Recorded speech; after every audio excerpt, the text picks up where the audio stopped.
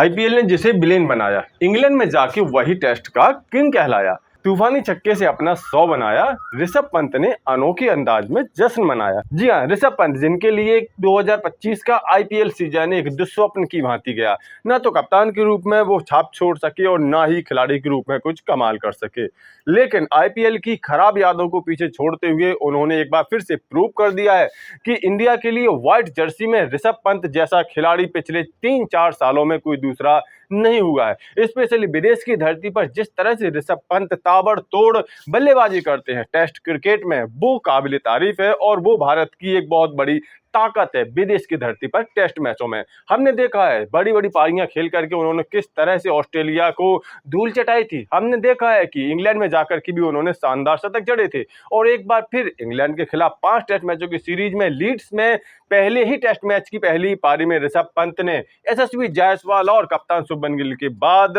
तीसरा शतक ठोक करके एक धमाल मचा दिया है। जी हाँ, एक और शतक भारतीय बल्लेबाजों ने एक ही पारी में लगा दिया है और इस तरह से पहले टेस्ट मैच की पहली पारी में भारतीय टीम बेहद मजबूत स्थिति में पहुंच गई है। आपको बता दें कि ओवरऑल यह ऋषभ पंत का 7वां टेस्ट शतक है, लेकिन इंग्लैंड की धरती पर इंग्लैंड के खिलाफ कुल मिलाकर के तीसरा शतक है।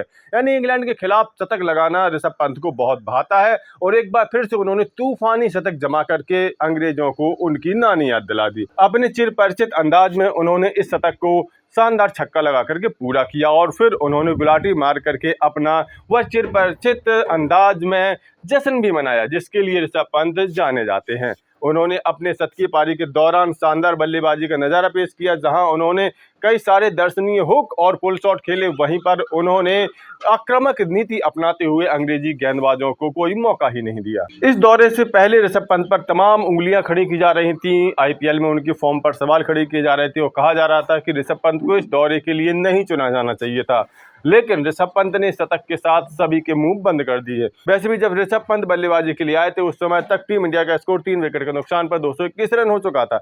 यानी कि टीम इंडिया को एक अच्छा स्टार्ट मिल चुका था, टीम इंडिया मजबूत स्थिति में थी और यहाँ पर ऋषभ पंत थोड़ा समय लेकर के अपने आप को सेट कर सकते थे और वही काम ऋषभ पंत ने किया है। एक बार सेट होने के बाद फिर उन्होंने अपने कप्तान शुभमन गिल के साथ मिलकर के अंग्रेजी गेंदबाजों से सारे मौके छीन लिए। दोनों ही बल्लेबाजों ने पहले 50 रन की साझेदारी की, फिर 100 रन की, फिर 150 रन की। उसके बाद तो दोनों बल्लेबाज रुके ही नहीं और भारत को बेहद मजबूत स्थिति में पहुंचा करके ही माने। जो स्टोंग की गेंद पर एलबीडब्ल्यू आउट होने से पहले ऋषभ पंत ने शानदार पारी खेली। उन्होंने कुल 178 गेंदों का सामना किया, 135 रन बनाए, जिसमें 12 चौके और 6 दर्शनीय छक्के शामिल थे। कुल मिलाकर के 75 से ज्यादा के स्ट्राइक रेट के साथ उन्होंने तूफानी पारी खेली और टीम इंडिया के लिए एक बेहद मजबूत प्लेटफॉर्म बना दिया। मैच के दूसरे दिन टीम इंडिया लंच के समय तक 7 विकेट के नुकसान पर 454 रनों का विशाल का स्कोर खड़ा कर चुकी थी।